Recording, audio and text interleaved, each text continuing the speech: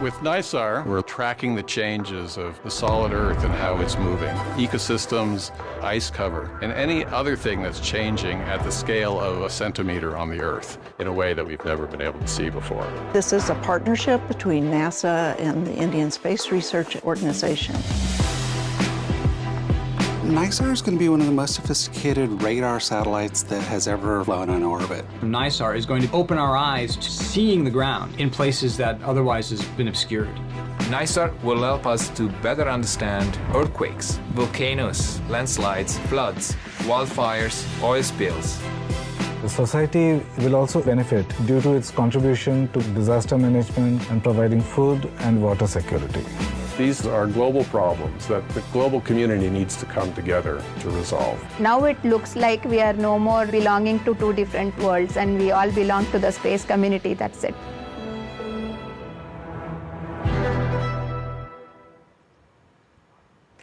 In just a few days, a powerful new satellite will launch to monitor Earth like never before. Hello and welcome. I'm Raquel Villanueva, coming to you live from NASA's Jet Propulsion Laboratory in Southern California. NISAR, a collaboration between NASA and the Indian Space Research Organization, also known as ISRO, is the first satellite designed to scan the entire planet using two different radar frequencies. The goal, to help us better understand how Earth's surface is changing. Now, in case you're wondering what NISAR stands for, it's the NASA-ISRO Synthetic Aperture Radar, but from here on out, we will call it NISAR. Today, we're joined by key members of the NISAR team who will walk us through the mission and how they're preparing for launch, which is targeted for July 30th in Sriharikota, India, from the Satish Dhawan Space Center. Our panelists today include Nikki Fox, Associate Administrator for NASA's Science Mission Directorate, Karen St. Germain, Director of NASA's Earth Science Division, Wendy Edelstein, NISAR Deputy Project Manager at JPL, and Paul Rosen, NISAR Project Scientist at JPL. If you'd like to ask a question during today's briefing, use the hashtag AskNISAR on social media. And if you're a member of the media on the phone line, press *1 to get put in the queue. And to get started, I'll hand it over to Nikki Fox. Thank you, Raquel. As always, NASA science is literally everywhere. Every second of every day, we do incredible science using the unique vantage point of space. Today, we're extremely excited to tell you about our Earth science observations, which we use to deliver life-saving data directly into the hands of decision makers and those who work on the front lines of natural disasters across the globe, ensuring the benefit and safety of all. Our Earth-observing satellite fleet, they've gathered data and information about our home planet and our place in it for more than 60 years. And we found that even though we may not always notice it, much of our Earth's land surface is in constant motion. We've seen the devastation a natural disaster such as an earthquake, landslide, or volcanic eruption can cause, both to the surrounding areas and to people's everyday lives. We especially see this in what is called a slow-moving landslide, where the land appears stable, yet the Earth has been moving. The changes, however, are so subtle that right now they're virtually undetectable. That is before the disaster strikes. The need to be better prepared before, during, and after the challenges caused by natural disasters around the world could not be greater. Now, NASA, in partnership with ISRO, will have the opportunity to do the precise science needed to zero in on these topographical movements. In the coming days, we will launch the first ever mission between the United States and India to observe our home planet like no mission has done before.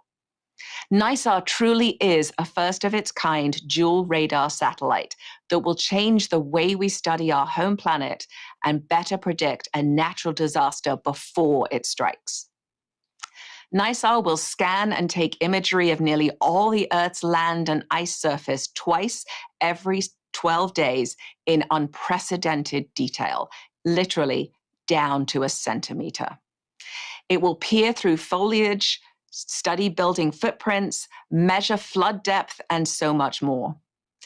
NASA's observations will assist decision makers across the globe in disaster monitoring, mitigation, response, and recovery. You will hear more from the panel on how NISAR will do all of this and all kinds of really exciting details. But I will end with the thought that NASA's data is open to everyone, and it will be filtered into the resources that are easy to understand by decision makers and responders alike. So getting that critical data into the hands of people that need it. Where moments are most critical, NISA's data will help ensure the health and safety of those impacted on Earth, as well as the infrastructure that supports them.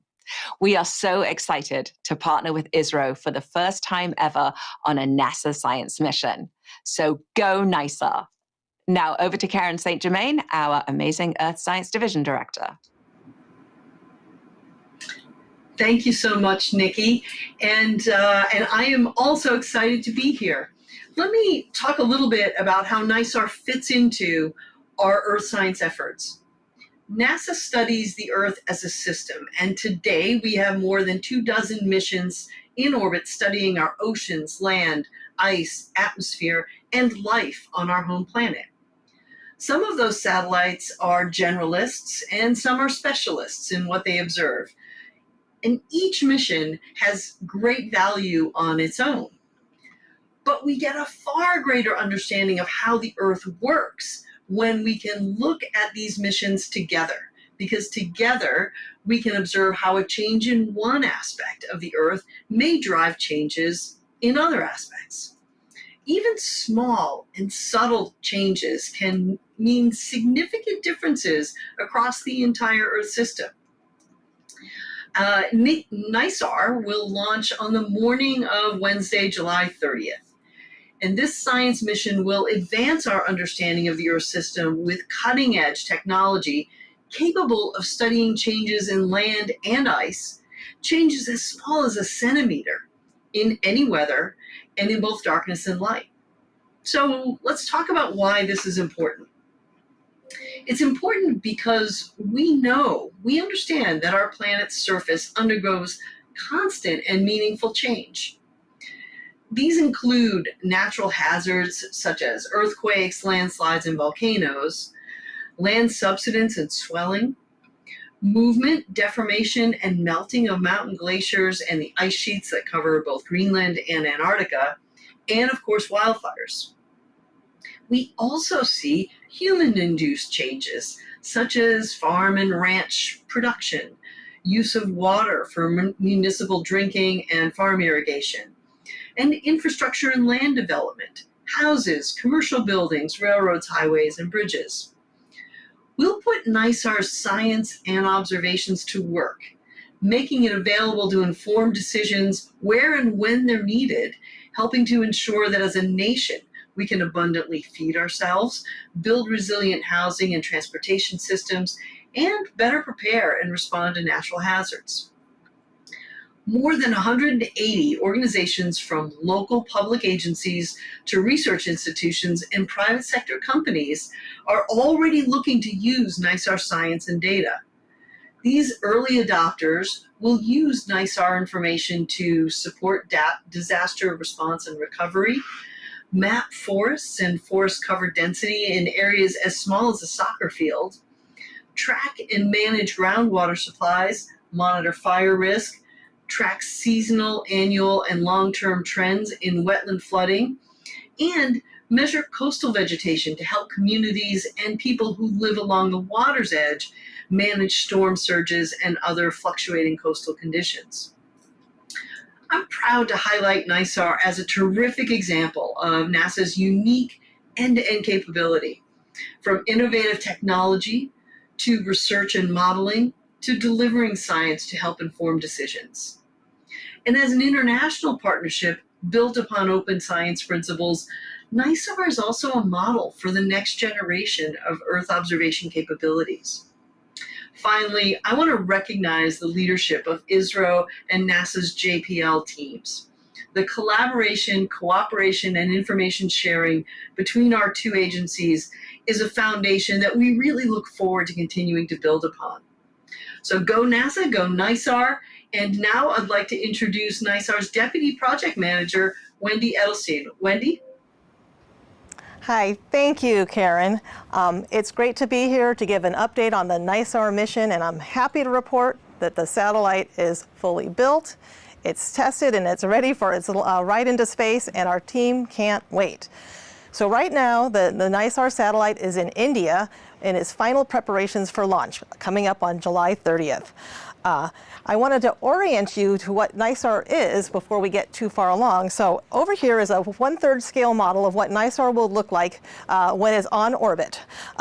What you see here is the spacecraft bus is this square cube over here on the right, and that's what provides all the services to operate the satellite. These solar array panels are attached to the spacecraft bus, and that's for powering the system. Now, this octagonal gold structure, that's what houses the two radar systems, and I'll talk more about those in a moment. But the radars are then used to illuminate this very large antenna you see here, and that's probably the most prominent feature that the NISAR satellite. This large antenna is, when fully deployed, is 12 meters or about 40 feet in length, in diameter, which is about the size of a school bus, so it's fairly long. And when it's fully deployed, it's about the size of half a tennis court. It's made of the surface material here, it's made of a lightweight mesh material, so it allows the whole antenna to fold in to be very compactly, and it can be stowed for launch. So NISAR is an equal 50-50 partnership between NASA and ISRO. It represents the largest collaboration in space between the United States and India. And so to give you since it's such a unique partnership, I wanted to highlight some of the contributions of each mission, of each agency. So can you show my first chart? So at the heart of the NISAR satellite is the two radars, which make up the science instrument. Each radar operates at targets different science, and that's based on its operating frequency. The L-band radar, which is provided by JPL, operates at a longer wavelength, and that can see through the trees and see the bare surface of the bare Earth and even some substructure. The S-band radar, which is provided by ISRO, operates at a shorter wavelength, and that sees the vegetation, foliage, surface features better. Together, these two radars work together complementary to achieve science that neither could see on their own. Now, both of these radars share that large antenna I just talked about, and that's provided, and its boom, and that's provided by JPL. ISRO, in addition to the S-band radar that they have built, also built the spacecraft bus, the solar arrays, and ISRO is also providing the launch vehicle and launch services. So I often get asked, what is it like working with India? And I have to say, one of the challenges of NISAR is working with an international partner that's 9,000 miles away, literally on the other side of the world. It's with ISRO 13 time zones away. That means a lot of early morning and late evening telecons, and it also means a lot of long distance travel to India. In fact, it takes 36 hours door to door to get to Bangalore, India, where the system was being tested. I personally have been to India over 25 times over the past 10 years, and in the past 2 years alone, I've spent over 150 days working side by side with our Indian colleagues, building this system and working as a team together. I also have learned and been fully immersed in the Indian culture, and it's been a very big highlight for me personally. Now, a satellite the size and complexity of NISAR requires a lot of testing, both in the US and in India, and we've been testing this system for the past 5 years. So I'm going to show a short video that shows our journey through our testing at JPL. Go ahead and roll that. So here's where the S-band radar was delivered in July, early 2021, and was integrated with the L-band radar. We installed the boom and the reflector, as you can see there. We went through a series of tests, including thermal vacuum, vibration testing showed here, and then we deployed the boom. And then we deployed the reflector. And here you can get a real good idea of just how big that antenna is. Once it was fully built, tested, we then stowed it for launch and made sure it was ready for our ship to India. So then we packed and prepped up the system to take to India. We transported it to the March Air Base Reserve in Riverside, California. And then we put it on a massive C-17 military aircraft as shown here, so it would make its 9,000-mile ride to India. So the radar arrived in India in March of 2023, and at that point we started our integration with the spacecraft. So go ahead and show my next slide. Okay, so here's a picture of the happy JPL and ISRO teams testing the system in the beautiful facilities at ISRO. On the right you see the instrument system, and on the left is the spacecraft. In my next video you'll see an important test called, one of our final tests called in a special facility called an anechoic chamber. And what that means, it's a very quiet room that allows all the systems to work as they would on orbit to make sure there's no interference or noise that could cause any degradation in the performance of the mission. And this is a really important test to make sure that everything works as expected.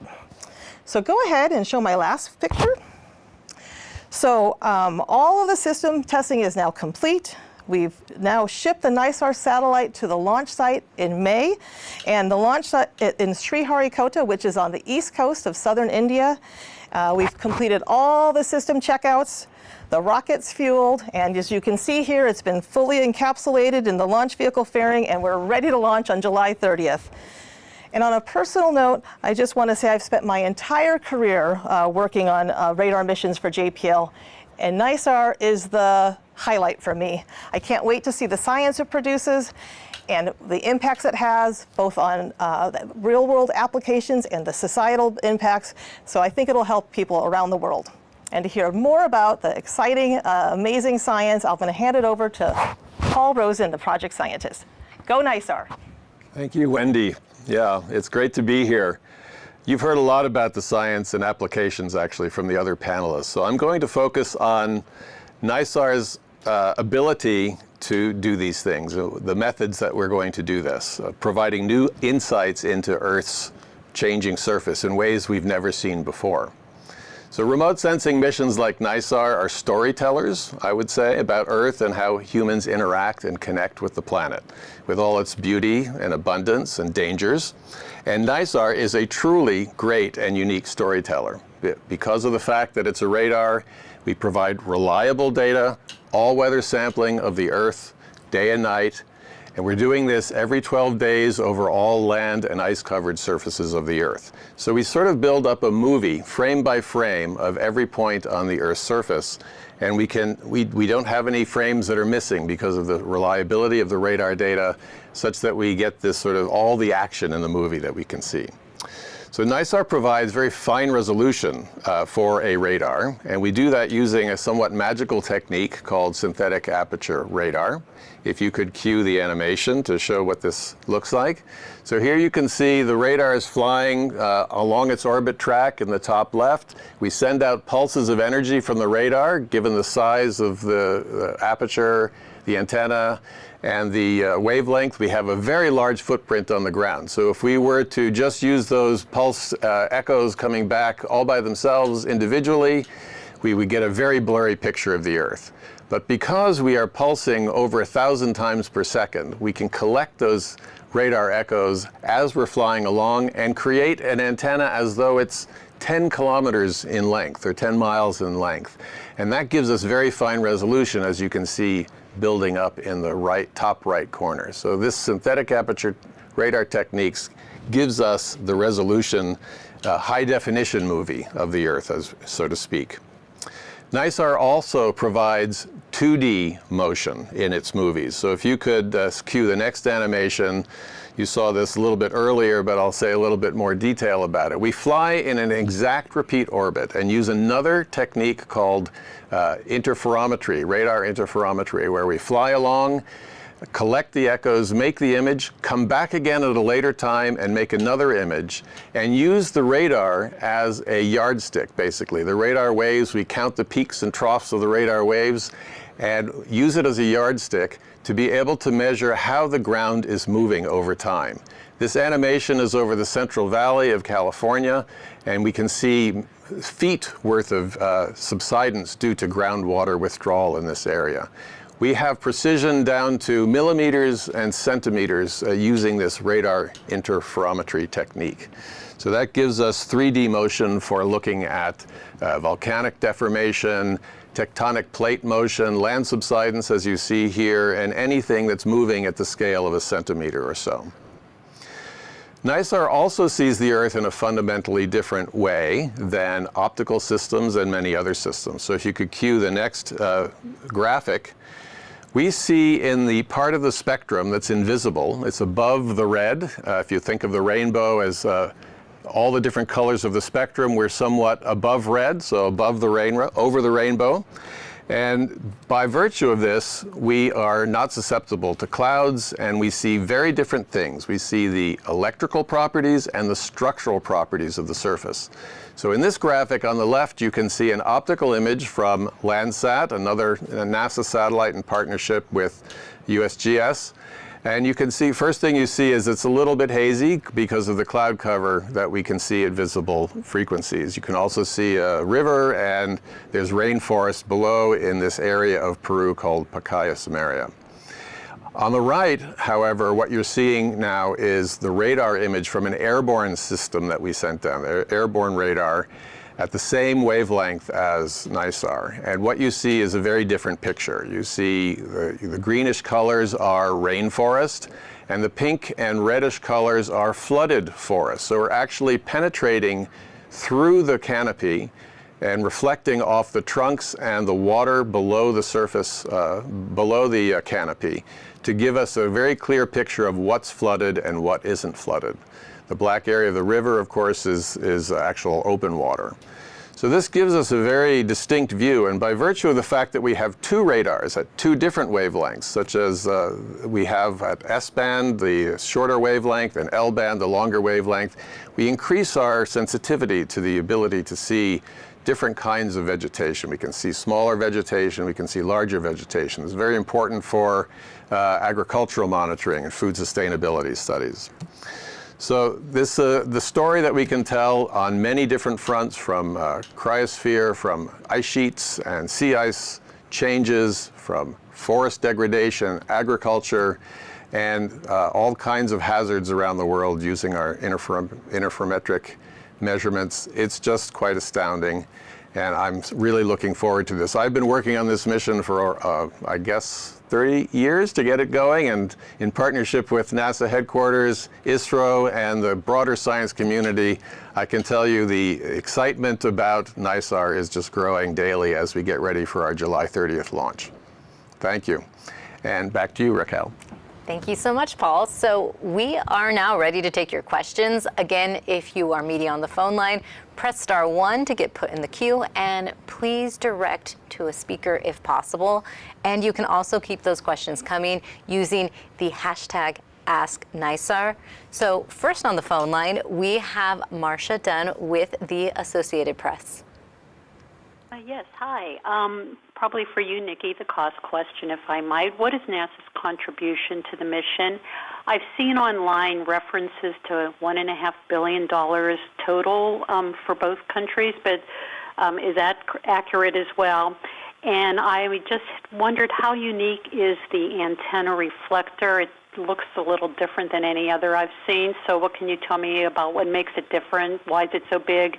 Why not have more of a traditional type reflector? Thanks. Thanks so much, Marcia. So the NASA budget for NISAR is $1.2 billion.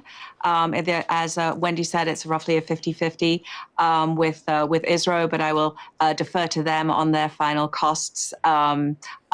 We'll follow up with you on that.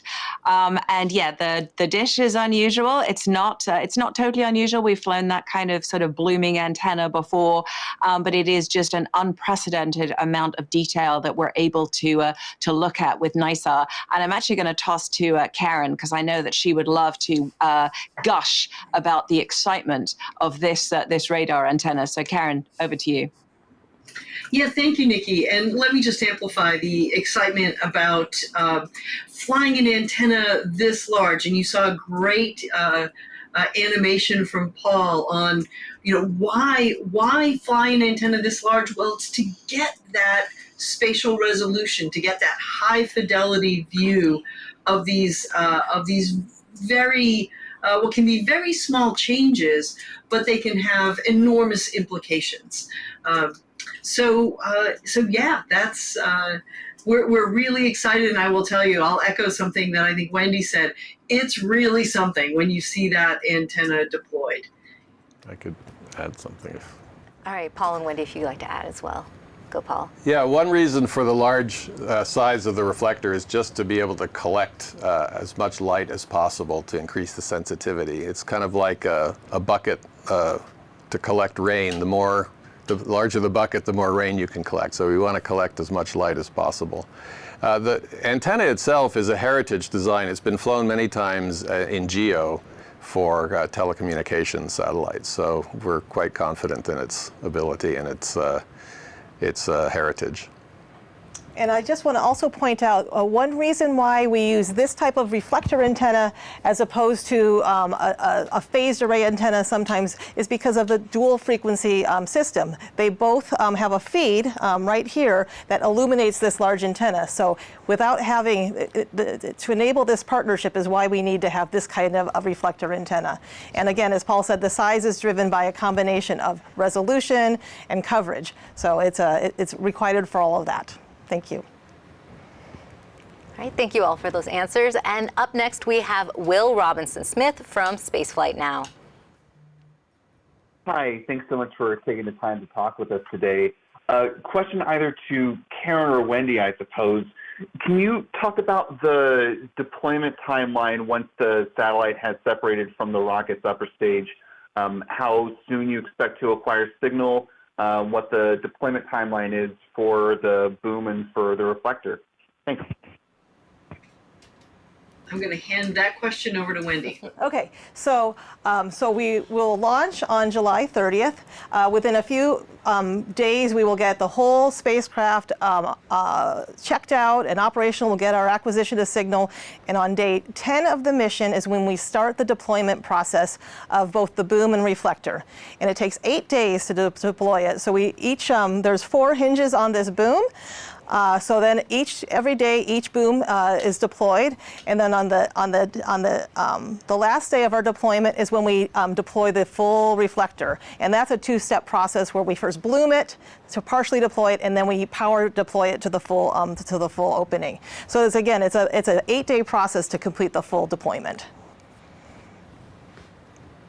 Great, thank you. And then up next on the phone line we have Alexandra Witz from Nature magazine. Hi, thanks for taking my question. This is for Karen St. Germain. I want to ask about the future, and I'm going to try to thread this in a way that you can answer. You've talked about how NASA Earth science missions work together to strengthen our understanding of the Earth system. Can I ask you to just look in the future a bit more along those lines? How do you see NISAR working with the Earth science fleet that you currently have at NASA? How long do you see it continuing to work, and how might it inform future NASA Earth science missions if we have those?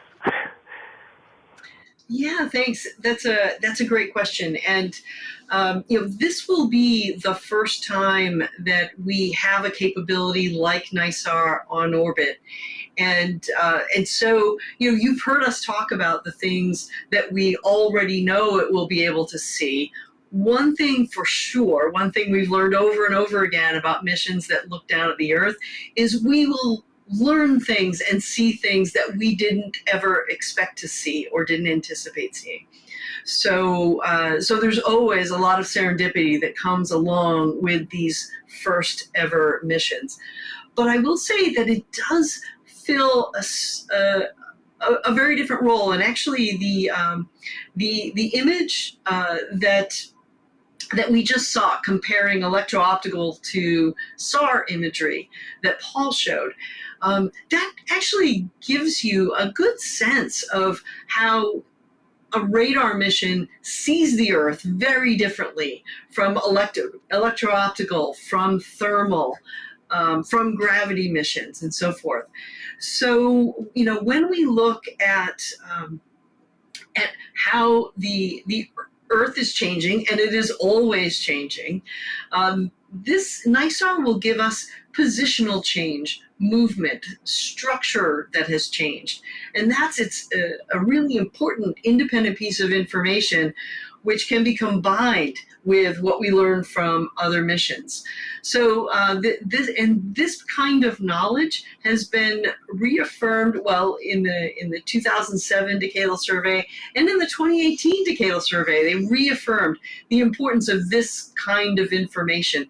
So NISAR will be a pathfinder for us in many ways and lead us into the future, help us understand how we might define and build future follow-on synthetic aperture missions. Thank you, Karen. And up next, we have some social media questions. But just a reminder, if you're a member of the media, press *1 to get put in the queue. So up next, we have a question from Jeff Faust of Space News, who asks on X, there we go, how has NASA ensured that recent anomalies on ISRO missions, like the NVS-02 spacecraft and PSLV C61 launch, do not pose a risk to the NISAR launch? Nikki? Yeah, thanks for that question. As always, we like ISRO to answer any questions about their launch vehicles. But obviously, we've been getting a lot of data from them, and we just can't wait to see NISAR take to the skies on July 30th. Thank you, Nikki. Up next, we have Manish on YouTube, who wants to know, what kinds of natural or human-driven processes can NISAR detect that existing satellites cannot? Paul? So, as Karen said, we're not entirely sure what we can detect. We designed the mission to meet a set of measurement requirements that are based on what we know. And what I can tell you is that because of the regular, repeated acquisition, the reliable data, the time duration of the measurement, and the spatial and temporal resolution combined, we expect to improve the accuracy and therefore the predictive capability of all of the science topics that you've heard about today by an order of magnitude. So I think there's going to be serendipity, there's going to be discovery, but the scientists have designed this to give them a better handle on how the Earth is changing for the things that they already know. Thank you, Paul. And we have someone else on the phone line now. It's Kenneth Chang from the New York Times. Hi. Excuse me. Thank you. I was wondering if you could give a bit of the backstory of how NISAR came about. This is a big, expensive, ambitious project, and how this ended up being the first mission that you do for the first time with a space agency you haven't worked before. I was also wondering, why is Israel not participating in the news conference at all? You don't have anyone there, you don't have anyone remotely, you don't even have a recorded message from anyone in Israel. Thank you. Nikki, Karen? Karen, go ahead. Okay. Well, I think I'll start with the last question. We coordinate very closely with ISRO. The answer to the participation question is simply the time zone difference. But we rest assured we are working very, very closely. On the story of NISAR, actually, I think I want to turn over to Paul because he has been tracking this story from the very beginning. So why don't you go ahead and tell the story, Paul? Sure. Well, how much time do we have? Back in 1992. No.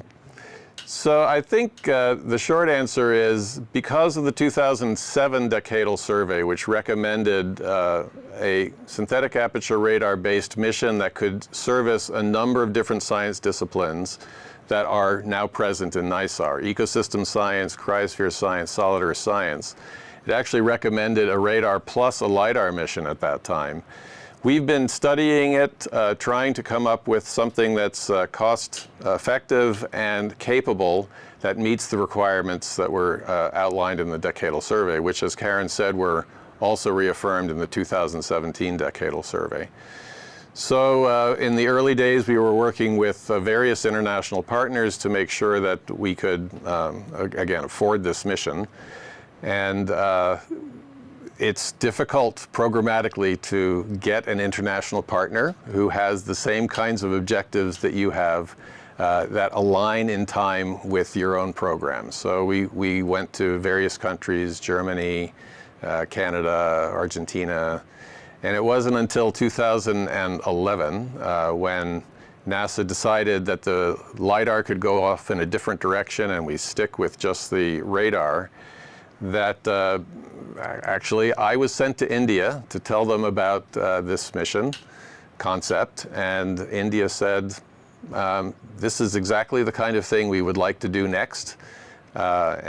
We need to have a technology element to it, and because we already had this reflector feed design in the back of our minds as one of the trade options, somebody, maybe me, suggested we could put two radars on this, and they could build one, and we could build the other. And they really resonated with that, and that's what formed NISAR. It's been it took a few years to get the partnership going. I think President Obama and Prime Minister Modi met in around 2014, and that's when the deal was sealed. And after that, we've been developing it. Thank you for that story, Paul. Oh, Karen. I was just going to add a little bit because I joined the NASA team in 2020, right at the beginning of the global pandemic, and I just want to acknowledge, Wendy and gave a hint as to how much time she has spent traveling back and forth to India, and that is representative of the work that the JPL engineering team did, as well as the ISRO team. And doing that kind of collaborative work through a global pandemic was an extraordinary challenge, and I just wanted to take the opportunity to congratulate the team on driving progress forward on this mission throughout those challenges. Thank you so much for that. We also have some social media questions coming in, and I think this one is for you, Karen, too. Rythan on X wants to know, how will the NISAR satellite help in predicting natural disasters like earthquakes and landslides? Yeah, so I'm going to take a shot at this, and then I'll hand it over to Paul to further develop the answer. But to me, the idea is that we will be able to see very small motion, very small changes in position. And often these kinds of changes are precursors to larger events. That's particularly true for things like earthquakes and landslides and volcanoes. So we really think that having these very accurate early measurements will help us see events in their very early stages, and also help us improve our models that can predict such events. But I'm going to hand it over to Paul, who's the real expert on this. Well, that's perfectly correct, what you said. I'll just add that in addition to the displacement or deformation measurements that we will make throughout the course of the mission, therefore we can see what's moving before an event happens, We also are measuring through these two frequencies, L and S band, we're measuring soil moisture. And the soil moisture has a big impact on landslide susceptibility also. So by tracking changes in soil moisture, we should be able to also feed that into our models for understanding when land may move.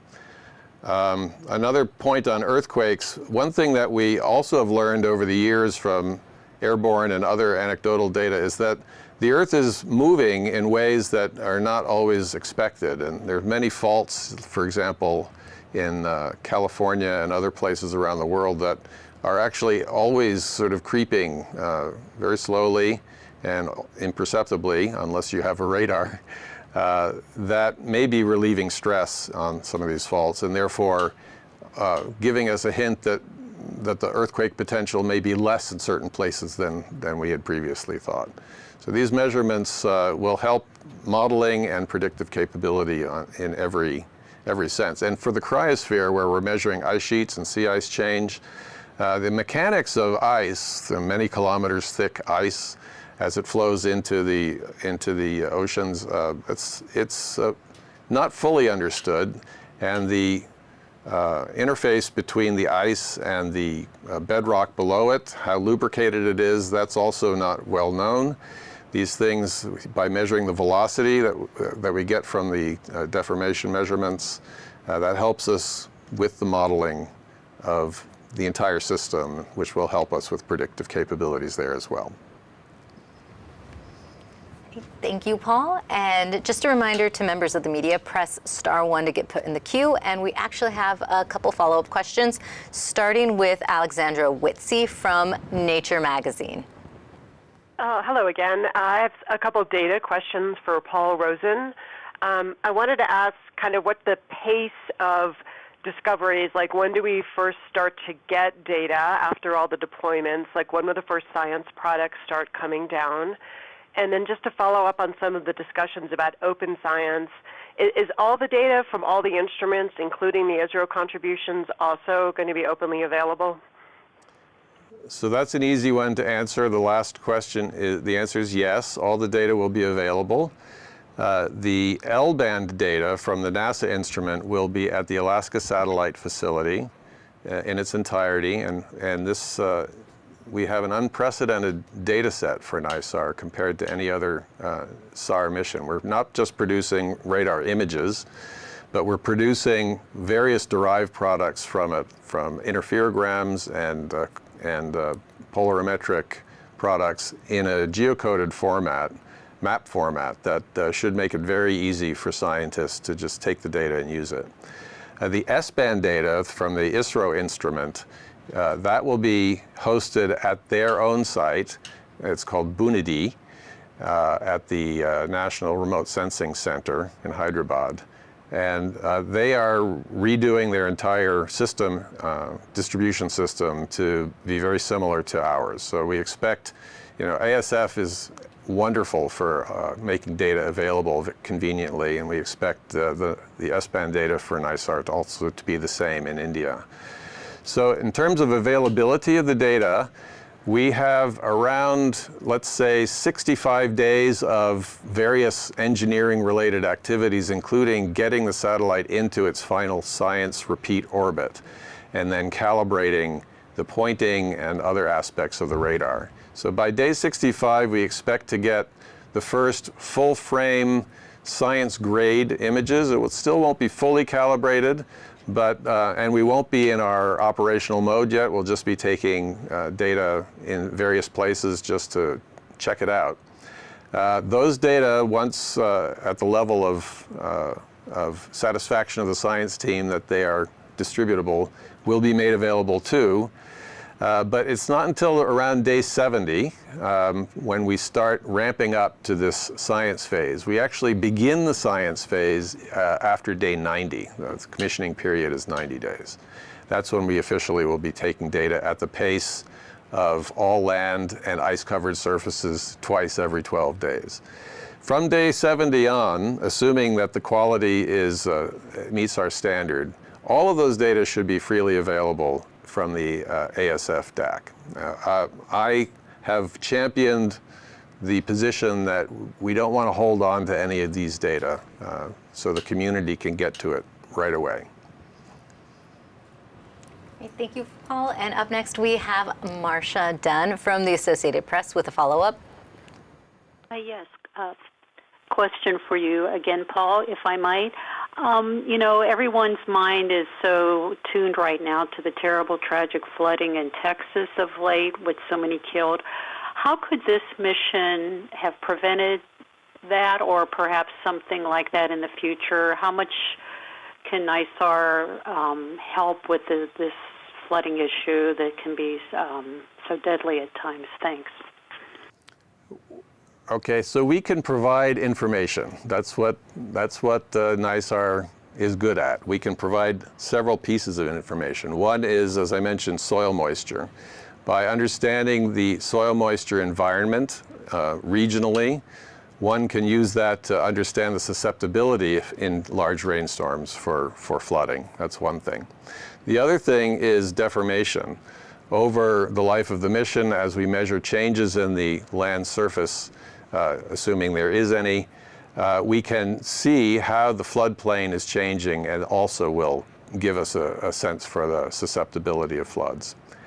After an event like this occurs, we will be making observations twice every 12 days at the latitudes of the US. That means that 77% of the time or so we can see a given spot on the Earth every 4 days or so. So that means that, you know, for floods, which are very fast moving, we can't give immediate response, but with NISAR in combination with other international satellites, you can begin to build up an ability to see disasters as they unfold in a very rapid pace, and that should help with identifying areas of concern for first responders.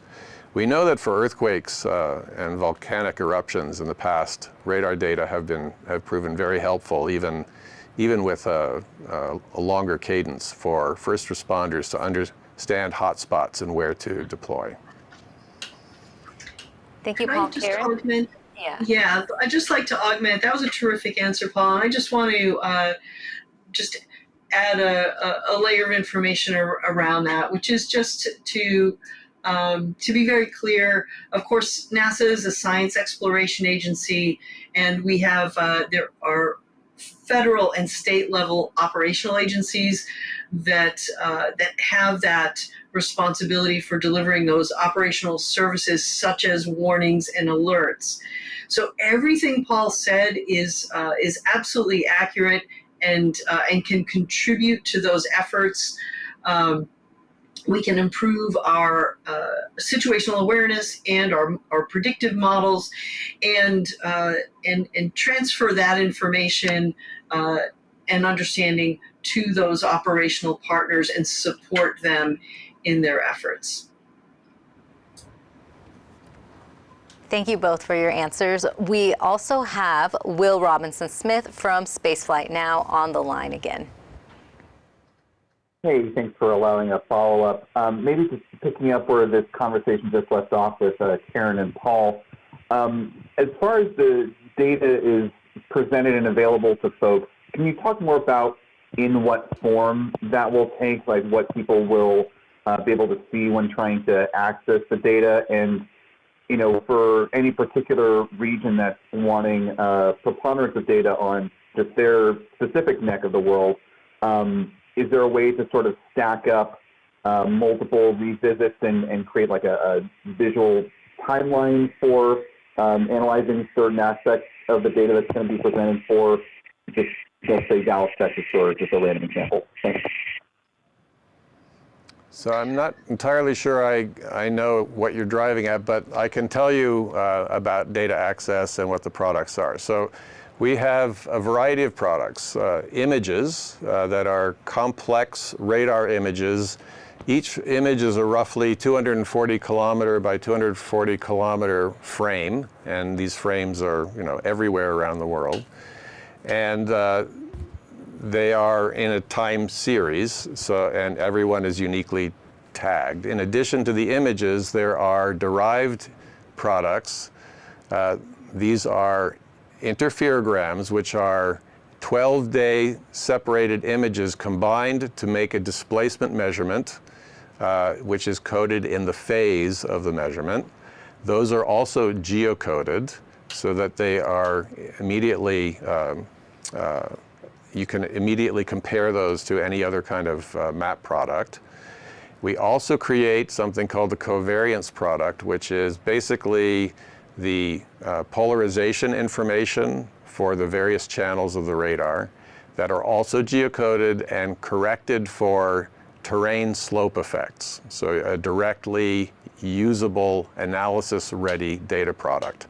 So there's a suite of something like 9 to 15 products, depending on the region of the world, for each frame. Those are at the ASF DAC, the Archive Center and Distribution Center. There is a web interface that allows you to draw a box any place on the world that you want, discover what data sets are there using a set of attributes about the radar, the frequency, the polarization, the band, the resolution, that kind of thing. Lots of selections.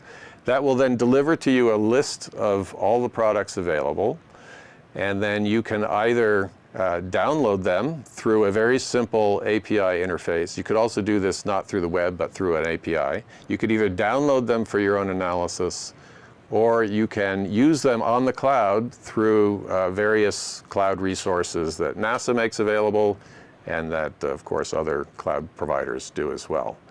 So there's, it's very easy access. It's almost all the products except for the raw radar data. Those are all analysis ready to be used in a variety of algorithms. I would say that for the science products, the science requirements that we are validating, the science team has put together a set of algorithms and code that is also freely available. And you should be able to get that code, if you're so interested, get the data that in a time series fashion, feed that to the code and reproduce the results that the science team is doing for validating. And that code then should also be applicable any place around the world. So we're providing at least the basic tools for scientists and applications developers to go at it with these data.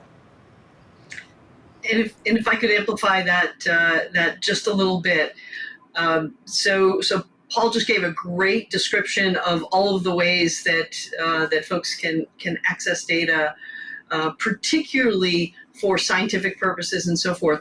Let me move all the way to how would we support a first responder, right? Because a first responder or an emergency management organization is not in the heat of the moment going to be able to make use of raw data.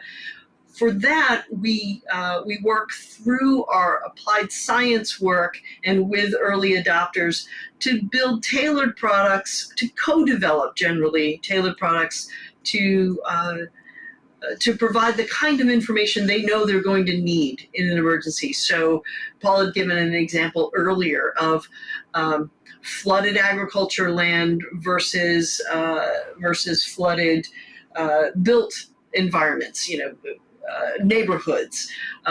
Distinguishing those kinds of attributes in easy to read maps is the sort of thing that we would work with these operational agencies with in advance, so we have them ready to go when they are needed.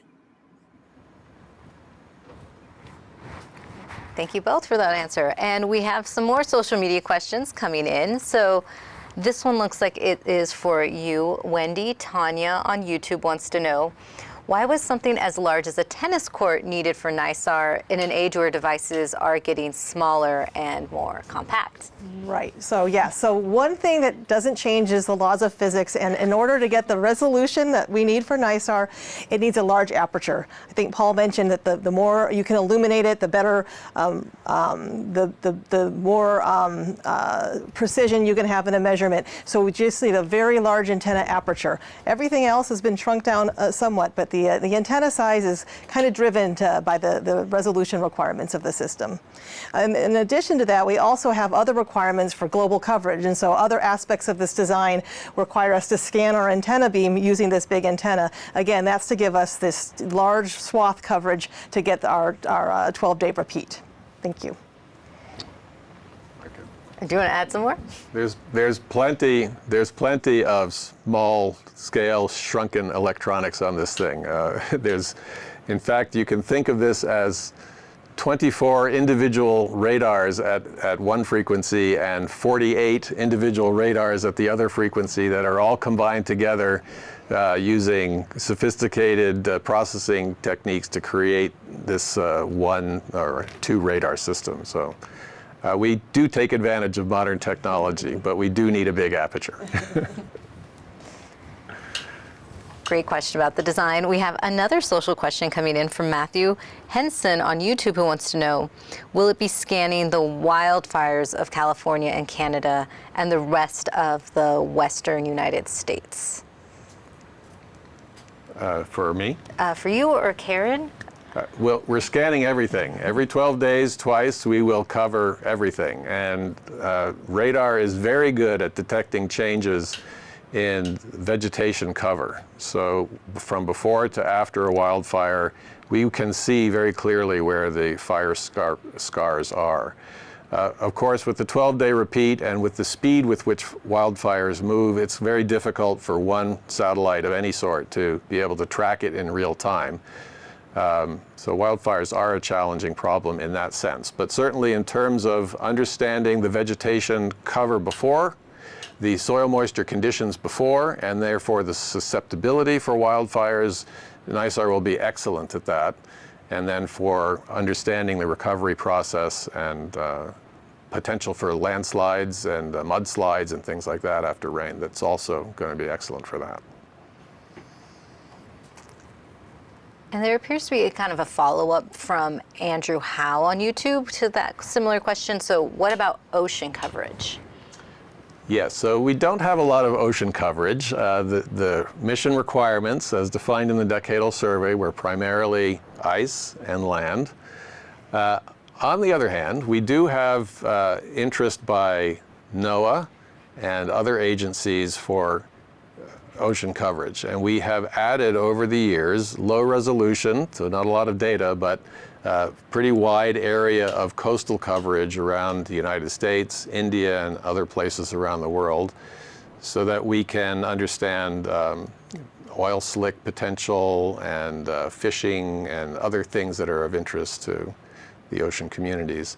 If we don't get the deep ocean, we may think about that after the end of the prime mission. We could potentially add some observations over the deep ocean for looking at wave height variability. Those can be very helpful for understanding the relationship to weather models, but that's something down the line. And we also have a question. Onto that. Oh, great. Can I Nikki. just add on to that? Please. Yeah. I think what we're really amplifying here, though, is the power of the Earth science fleet. NISAR has its role, and it is going to do unprecedented science. It's going to give us observations of the things that it was really designed to do, these tiny scale movements of the land, looking at the glaciers, looking at the ice sheets, looking at helping us work on those natural disasters. And alongside that, we have missions like PACE and SWAT that are actually doing that incredible ocean science right there.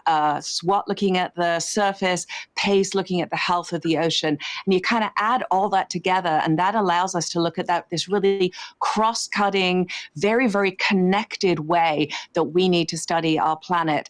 And so, I really think this just shows NISAR's absolute role in what we do here at NASA with our science exploration of our home planet. And Nikki, we do have a follow-up question for you as well from someone named Manish Mishra on YouTube, who wants to know, what were the most critical programmatic and engineering challenges in building this NASA-ISRO mission, and how might this set a new precedent for future transnational space science partnerships? Yeah, I'll start, and then I'm going to invite Wendy to kind of add on to it, because I think she really hit it. I mean, one of the big issues is, as she said, being, you know, on the other side of the world and having to actually just the meetings and get those opportunities to really work together. The number of hours that she said she spent on a plane, the number of hours that, the number of days rather, that the team spent in India, and then also the number of days that the ISRO team spent in California at JPL. So that certainly was a challenge. You know, Paul noted that we have had these kind of blooming antenna. We've flown them many times before, but this one is huge. You know, it's the technology behind getting all of those things right, getting that deployment sequence laid in, 8 days to actually bloom that antenna. They're the kind of challenges that we do. But all of our NASA missions have challenges. We do first of a kind, cutting edge technology. We do, you know, the first of the kind measurements that allow us to really drive the science discipline and drive the questions, drive the answers forward. So every mission that we do has challenges, but you know, I think this one was really just an incredible just demonstration of how two teams, when they're really, really motivated to do these incredible groundbreaking missions, the way they can deal with these barriers, like being on the other side of the world, and come together as a single unified team to achieve these incredible things. But Wendy, please add on. Well, okay, so that was a great response, Nikki. I would just want to add that, you know, NASA and ISRO, we do things differently, but we've learned to work together, and we've learned from each other along the way. And so, yes, we've had our share of issues. You know, COVID was a challenge, and we've had, you know, technical issues along the way. But each time the teams work together to solve our problems, you know, we've learned, you know, to work across the world, even if we're not physically together. You know, we work over the phone. Extremely committed to both sides are extremely committed, and I think Paul, when he mentioned how it's a much more complex, that you have actually 24 separate L-band radars and 48 separate S-band radars, so it really is a complex system. And it's why it's taken so long to test this whole thing. But the commitment by both organizations has been it's been a real pleasure for me. Thanks. If I could add one more thought to that question, which is this: the tremendous value in international partnerships, and I say this from the perspective of the leading the Earth Science program, where we are trying to get the maximum science for the dollars that were allocated. And what we've found, what we've learned or relearned or reaffirmed through this experience is that we can do much more when we work with international partners than we can do on our own. And so working together, we can deliver the kind of science and information that everyone needs. So that's the value of these international partnerships. And on that note, I think that is a great way to wrap up today's briefing. So I'd like to thank everyone for their questions. And NISAR's launch is currently targeted for July 30th from the Satish Dhawan Space Center in Sriharikota, India. And to learn more about this mission, visit nasa.gov/NISAR and follow along on social media with @NASAJPL, @NASAEarth, and @NASA. And be sure to check out the NISAR launch press kit at go.nasa.gov/NISAR press kit. And I'd like to give a big thank you to our panelists for joining us today. Thank you so much for watching.